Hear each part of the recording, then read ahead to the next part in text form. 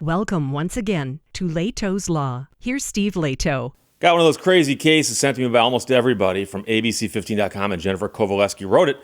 Arizona woman claims wild case of mistaken identity put her in federal prison. Mistaken identity. A 66-year-old woman from Arizona says she was wrongfully arrested during a federal raid for crimes she didn't commit and now has to prove in federal court that she's not somebody else. I'm a senior citizen that got picked up at gunpoint in her front yard and taken to prison, and nobody believes it. So her friends don't believe it happened to her, and the feds don't believe she is who she says she is. The woman provided extensive documentation to the TV station that her name is Penny McCarthy, but federal agents insist instead that she is 70-year-old Carol Rozak. And the big difference, among other things, is that Carol Rozak, being a different person, is also 4 years older than her. So McCarthy and her family insist this is a wild case of mistaken identity and are demanding accountability. I'm mad, I'm hurt. All of a sudden I'm on antidepressants. I'm on blood pressure medicine. I'm on medicine to sleep at night, all because somebody didn't do their job right in the government. 6 officers dressed to the nines in battle gear, identifying themselves as U.S. Marshals, arrested her at gunpoint outside her Phoenix home last month. Even after she said she told officers she wasn't Rozak, she's never been to prison, they said, They proceeded to chain my ankles, my wrists, put me in the car. When I asked for why I was under arrest, they said, parole violation. Her daughter and sister both verified her identity and shared years of photos of her going back decades. Her younger sister said she's never hurt anybody in her life. Her daughter said, it almost makes my brain stop working to think about the level of injustice involved here. Her family says Penny is a mother of 5, grandmother to 11, spent most of her life in Colorado until moving to Arizona last summer. Public records appear to verify her story when using her name. A little old lady gardening her slippers in her front yard, and it takes 6 U.S. Marshals to take her down, her sister said. I think it's insane. According to McCarthy, officers then transported her to a federal prison in Florence, Arizona, where she spent an agonizing night living the life of a different woman. Scary as hell. I've never been so uncomfortable. The whole having to be strip searched 3 times. It's humiliating and degrading. Now, she and her family want to know, why was she arrested? What led agents to make this raid? So the TV station started asking questions. And the woman says, they had a picture of my Facebook picture as what they ID'd me by. Now, her daughter says, how is my mom, who's on a fixed income, supposed to afford an attorney to prove she's not someone when we don't even know why they think she's that person in the first place, and they are completely unwilling to tell us anything? And so here's where the story gets even weirder. According to the federal court paperwork, Rozak, the woman that they're looking for, does indeed have a checkered past. But her crimes and parole violation date back to the 90s in Oklahoma, which begs the question, why are officers in Arizona making an arrest on a parole violation out of Oklahoma from more than 2 decades ago? She says, I was arrested on a warrant from 1999 in Oklahoma. She says, I've never lived in Oklahoma. The same federal records show that the woman they're looking for went to prison for all nonviolent crimes, again, committed 3 states away, including bank fraud, interstate transportation of stolen property, and false statements to a financial institution.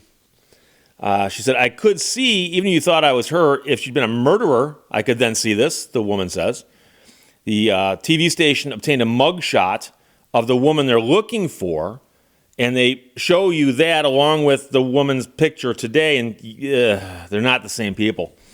So the woman provided a copy of her recent Facebook profile photo, and she said that's what the officer said. Yeah, we used that to identify you.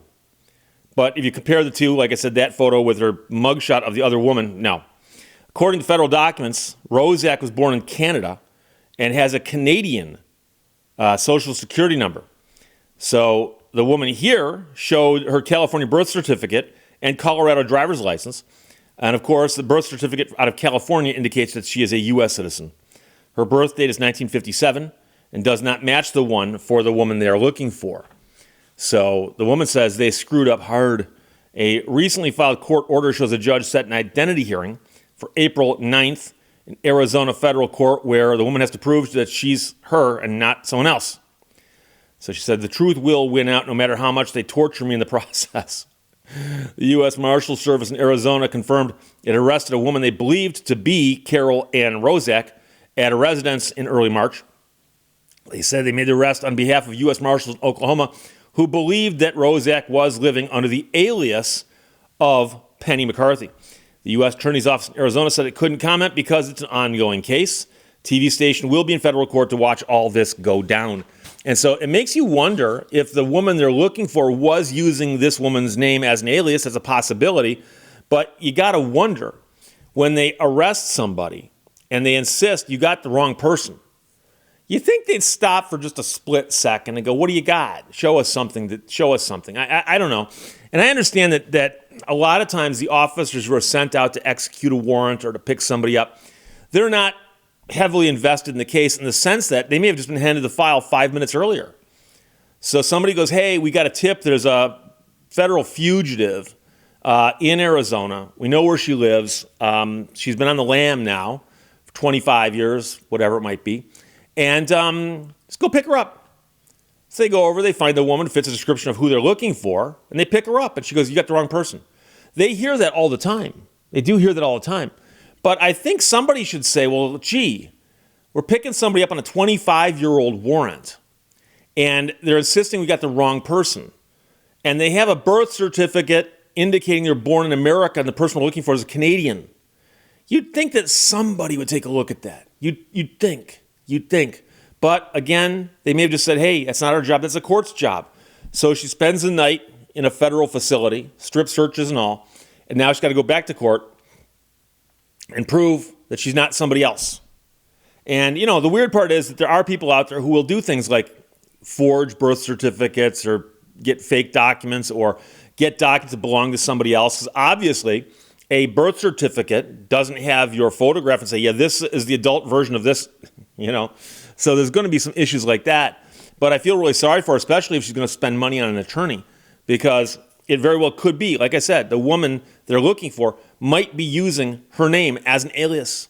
And I've mentioned before that a few years ago, this is 10, 15 years ago now, I briefly lived near somebody else with my exact name. First, middle, last, everything exactly the same. And the guy, not me, had a checkered past. And I made a mental note that if I got pulled over anytime in that area, the first words out of my mouth were going to be, please check my birth date on my documents, and then hand him the documents. Because the other guy was 10 years older than me. And I was hoping that I wouldn't look as old as my age plus 10 years. And I never got pulled over, nothing ever happened, but I just became aware of the fact that somebody was out there, as far as I could tell legally, with the same first, middle, and last name. And my concern was if I got pulled over and they run my name, if they somehow do something else or they simply run the name, they might go, oh my gosh, look at this guy. The guy's got a record this long. I mean, for all I know, the guy might still be wanted on something. But Penny McCarthy, it very well could be the woman's using that name in another state. But I'm sure if you Googled the name Penny McCarthy, you'll get more than one in America. That's just a guess. I didn't try it, but I'm willing to bet you there's quite a few of them out there. And so somebody needs to do a little more homework on this one. So I feel really sorry for her. And especially, you know, you live your life really, really well. You get to where you're retired. You got 11 grandkids, and then the feds come and get you and haul you off. That's just shameful. So Jennifer Kovaleski wrote to ABC15.com. They will follow up and find out what happens to her in court. Arizona woman claims wild case of mistaken identity put her in federal prison. Questions or comments? Put them below. Let's talk to you later.